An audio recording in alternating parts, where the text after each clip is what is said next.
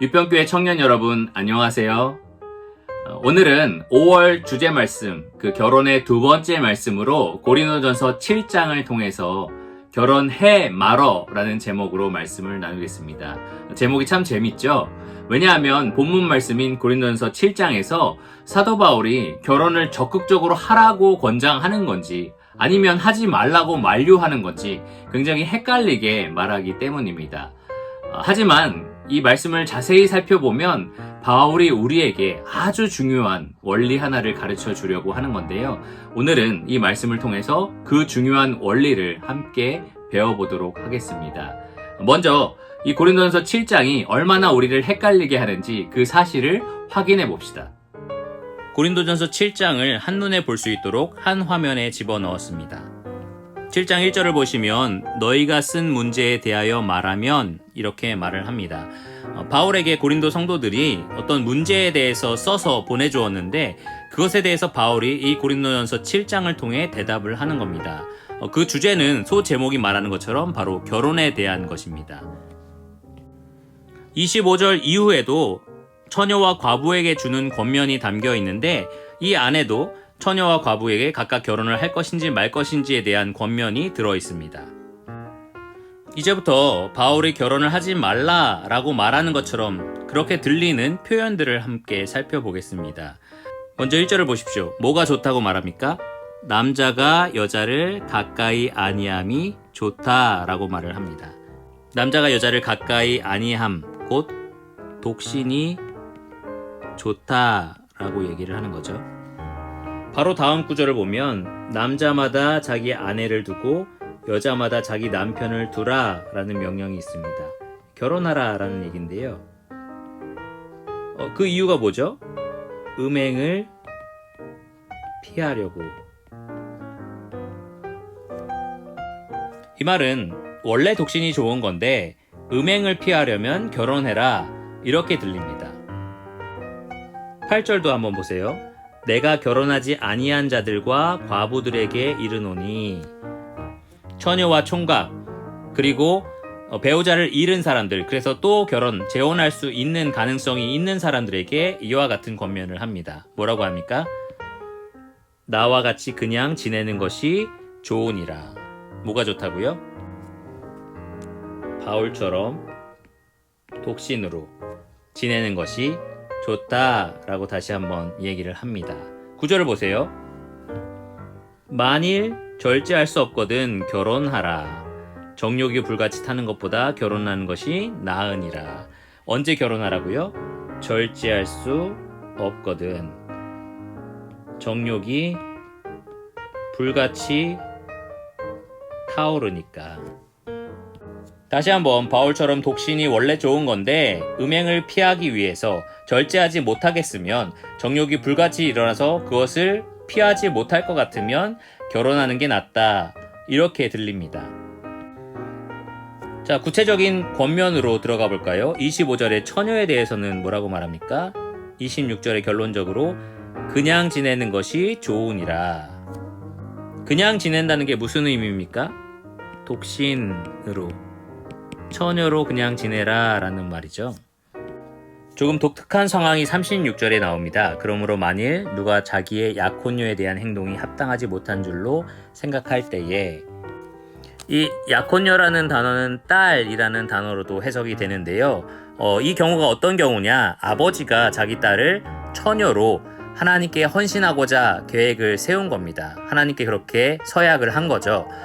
그럴 때에 37절을 보시면 그가 마음을 정하고 그렇게 딸을 하나님께 헌신하기로 정했고 또 부득이한 일도 없고 그것을 번복할 만한 그러한 특별한 일이 없고 자기 뜻대로 할 권리가 있어서 그렇게 딸과 아버지의 관계 속에서 그렇게 할 권리가 있어서 그 딸을 그대로 두기로 하여도 잘하는 것이니라.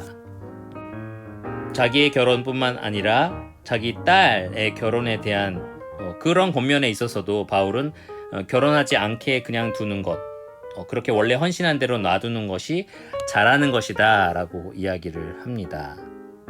38절 보세요. 결혼하는 자도 잘하거니와 결혼하지 아니하는 자는 더 잘하는 것이니라. 결혼하지 않는 독신이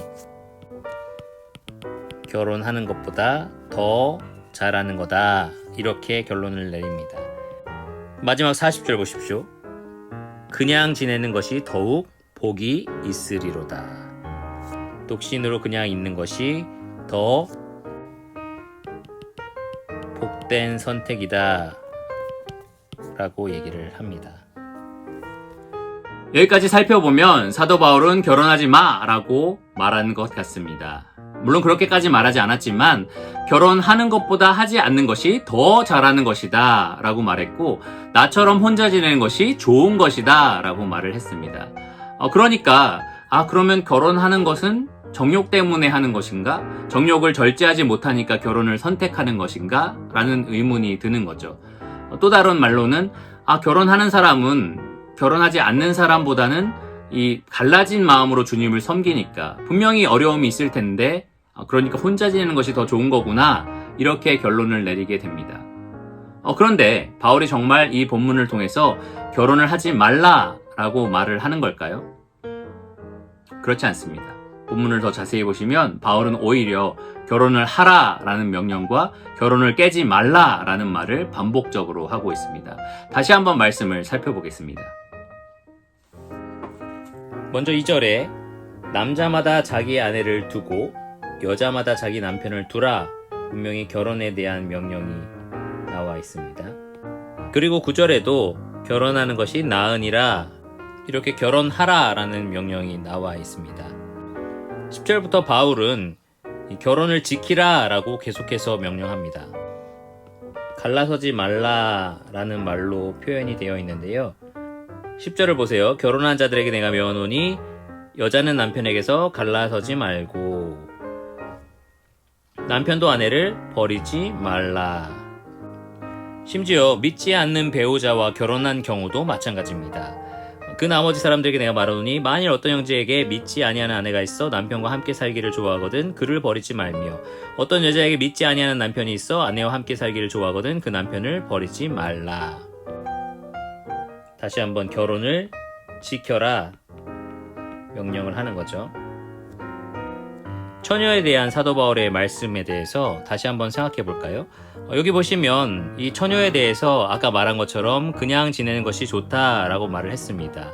하지만 28절을 보시면 그러나 장가가는 것도 죄가 아니다, 처녀가 시집가는 것도 죄가 아니다 라고 분명하게 말을 합니다.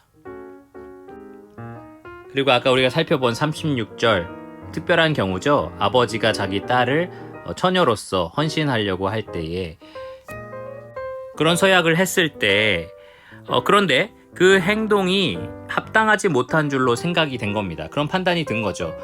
이 서약을 물러야겠다라는 생각이 든 겁니다. 그 딸이 혼기가 지난 거죠. 결혼 정년기가 된 겁니다. 그리고 그와 같이 할 필요가 있게 된 겁니다. 딸이 결혼을 원하게 된 거죠. 그럴 때 그것이 죄 짓는 것이 아니기 때문에 그들로 결혼하게 하라, 이러한 명령을 사도 바울이 기록했습니다. 서약한 것에 대해서, 아버지가 서약한 것에 대해서 딸이 결혼을 원할 때 그것을 번복하는 것도 괜찮은 거다라고 이야기를 한 거죠. 사도 바울은 결혼하는 자가 잘하는 것이다 라고 분명히 말을 했고요. 또 39절에 보면 과부, 남편이 살아있는 동안 매여 있다가 남편이 죽은 상태, 그 과부가 자유로워졌을 때, 과부가 되었을 때 자기 뜻대로 시집을 갈 수 있다. 주 안에서만 하라, 이러한 권면이 주어졌습니다. 우리가 살펴본 바와 같이 바울은 결코 결혼을 덜한 것으로, 덜 중요한 것으로 그렇게 여기지 않습니다. 결혼을 매우 중요한 것으로 여깁니다. 그래서 처녀와 총각 그리고 과부들에게 마음껏 결혼해도 좋다, 결혼하는 것도 잘하는 것이다, 결혼하는 것이 죄를 짓는 것이 아니다 라고 분명하게 여러 번 반복해서 설명을 합니다. 뿐만 아니라 결혼한 사람의 경우에는 그것을 깨지 말라라고 분명하게 명령합니다.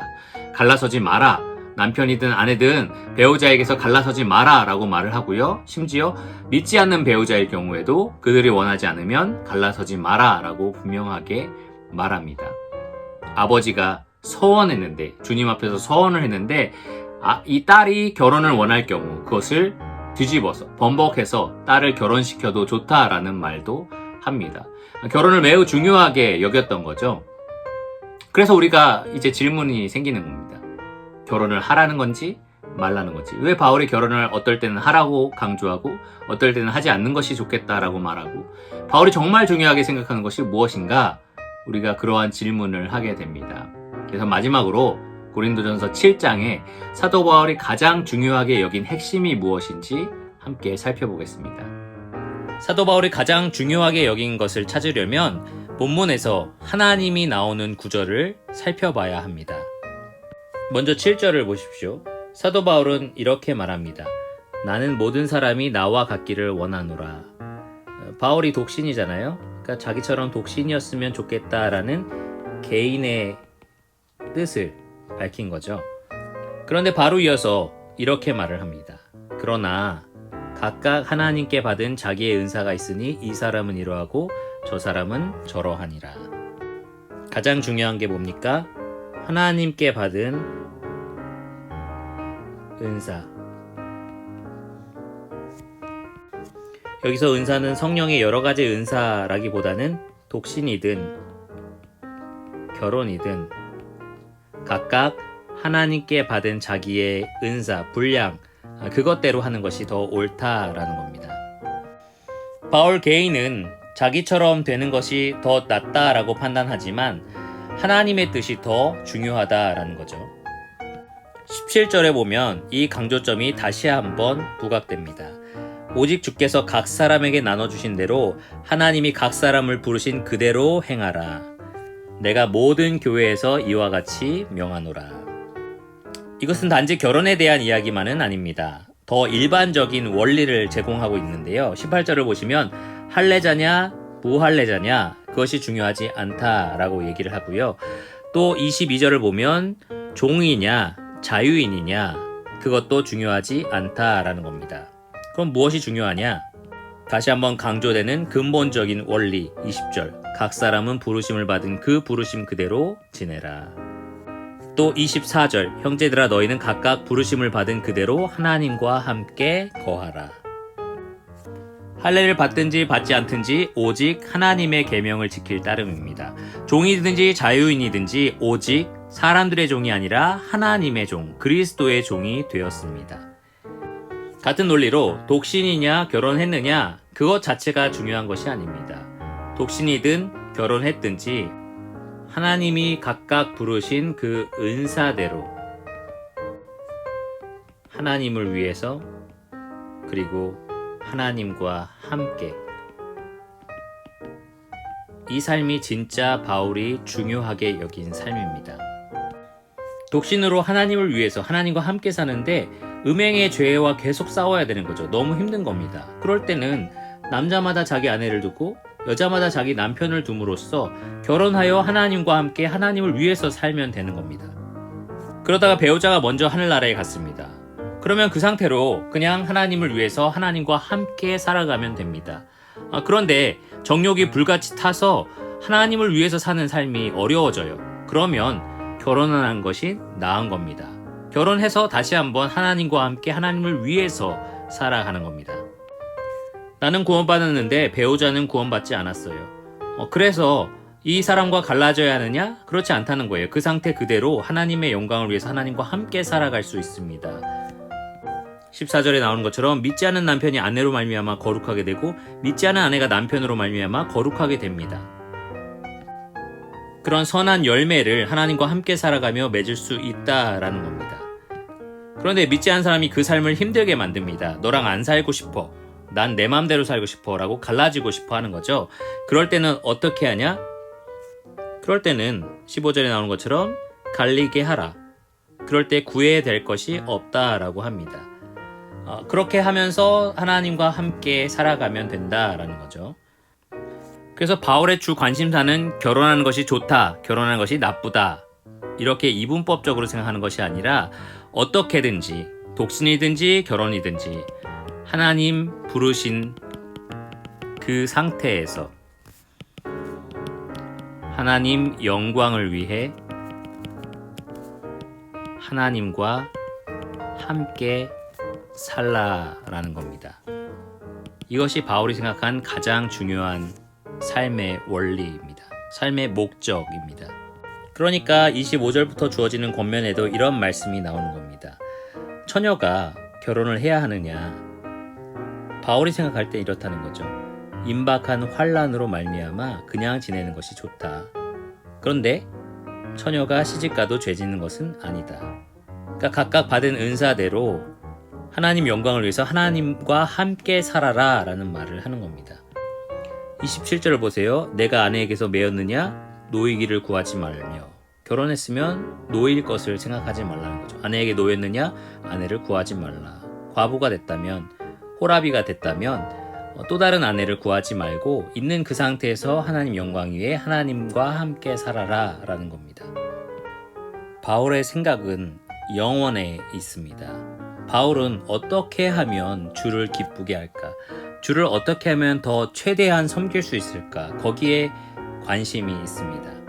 그래서 29절과 같이 이런 말씀을 하는 거예요. 형제들아 내가 이 말을 하노니 그때가 단축하여진 고로 이후로부터 안에 있는 자들은 없는 자 같이 하며 우는 자들은 울지 않는 자 같이 하며 기쁜 자들은 기쁘지 않은 자 같이 하며 매매하는 자들은 없는 자 같이 하며 세상 물건을 쓰는 자들은 다 쓰지 못하는 자 같이 하라. 이 세상의 외형은 지나감이라.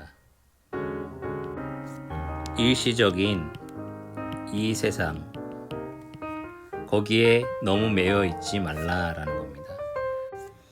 결혼도 이 땅에서 우리가 맺는 일시적 관계입니다. 그런데 너무 마음을 빼앗기지 말라는 거죠. 더 중요한 것은 무엇이냐? 하나님 부르신 우리의 상태, 그 상태가 어떤 것이든지 관계없이 하나님 영광을 위해서 하나님과 함께 살라는 겁니다. 영생을 위한 삶을 살라는 거죠. 그것이 가장 중요한 겁니다. 그래서 바울이 이런 권면을 해요. 너희가 염려 없기를 원한다. 장가가지 않은 자는 주의 일을 염려하여 어찌하여 주를 기쁘시게 할까 고민을 하고, 장가간 자는 세상 일을 염려하여 어찌하여 아내를 기쁘게 할까 한다. 마음이 갈라진다 라는 얘기죠. 시집가지 않은 자와 처녀는 주의 일을 염려하여 몸과 영을 다 거룩하게 하지만 시집간 자는 세상 일을 염려하여 어찌하여 남편을 기쁘게 할까 라고 한다는 거죠. 바울이 왜 이 말을 할까요? 내가 이것을 말하면 결혼하지 마라. 그러니까 결혼하지 마라. 이 말을 하는 걸까요? 그렇지 않습니다. 그들의 유익을 위해서 이 말을 하는 거예요. 올무를 놓기 위해서 하는 것이 아닙니다. 결혼하지 못하게 하려고, 결혼한 사람들에게 죄책감을 갖게 하려고, 그러한 올무를 가져다 주려고 이 말을 하는 것이 아닙니다. 주 목적이 무엇이냐? 바울이 이 말을 하는 주 목적은 바로 오직 너희로 하여금 이치에 합당하게 하여 흐트러짐 없이 주를 섬기게 하려 함이라. 이 세상의 외형은 지나가기 때문에, 일시적이기 때문에, 결혼도 그 중에 하나이기 때문에 마치 그것이 영원한 것처럼 거기에 목을 매며 살지 않도록 하기 위해서, 어떻게든지 주님을 섬기게 하기 위해서 마치 아내가 있는 자들이 없는 자 같이, 어떻게 하면 아내를 기쁘게 할까라는 갈라진 마음이 아니라 어떻게 하면 주님을 섬길까, 주님을 기쁘게 할까라는 한 가지 마음으로, 전심으로 주님을 섬기게 하기 위해서 사도 바울이 이 말을 하는 겁니다. 그러므로 여러분, 올바른 질문은 결혼해 말어가 아니고요. 결혼을 무엇을 위해 해? 결혼을 무엇을 위해 말어입니다. 더 정확하게 말하면 결혼 누구를 위해서 해? 누구를 위해서 말어라는 질문인 거죠. 결국 하나님의 영광을 위해서 하라라는 겁니다. 먹든지 마시든지 무엇을 하든지 그 무엇에 결혼 그리고 결혼하지 않는 선택이 포함되어 있습니다. 그리스도인은 무엇을 하든지 다 하나님의 영광을 위해서 합니다.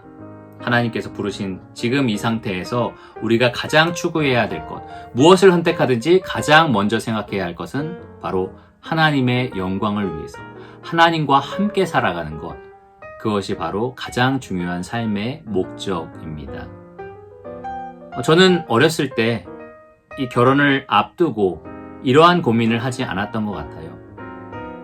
결혼하지 않고 독신으로 살아갈 때에 그 삶을 선택한 이유에 대해서 아직 결혼할 마음이 없으니까, 아직 마음에 그런 결혼에 대한 준비가 되어 있지 않으니까, 아직은 나의 결혼에 합당한 사람을 발견하지 못했으니까, 이러한 이유들만 생각했던 것 같습니다. 결혼이라는 것을 선택할 때도 마찬가지입니다. 나에게 딱 필요한 짝을 만났으니까, 정말 내가 결혼하면 행복할 것 같으니까. 물론 결혼을 하든지 하지 않든지 그 선택하는 데 있어서 다 하나님의 영광을 위해 하는 거야 라는 막연한 생각은 가지고 있었습니다.